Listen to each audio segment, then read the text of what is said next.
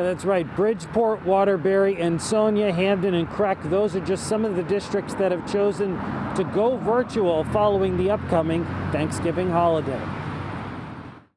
Connecticut's COVID red alert map is getting worse, but top state health and education officials say community spread isn't translating into school spread.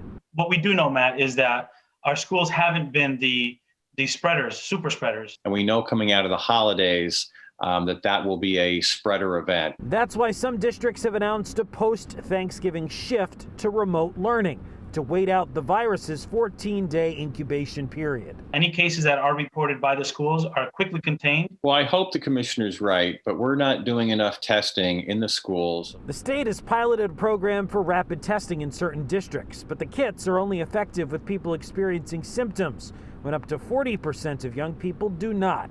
Commissioner Cardona acknowledged there is no silver bullet, but said closing the schools may have an unintended consequence on public health and student development. My fear is you close schools down. Now you have thousands of young adults and children who are in the community, and that could increase the spread. We're all on the same team. Teachers are not saying, let's go all remote right this instant. I asked the commissioner, despite best efforts to prolong in-person learning, does he think schools will inevitably have to close? It's definitely within the realm of possibility.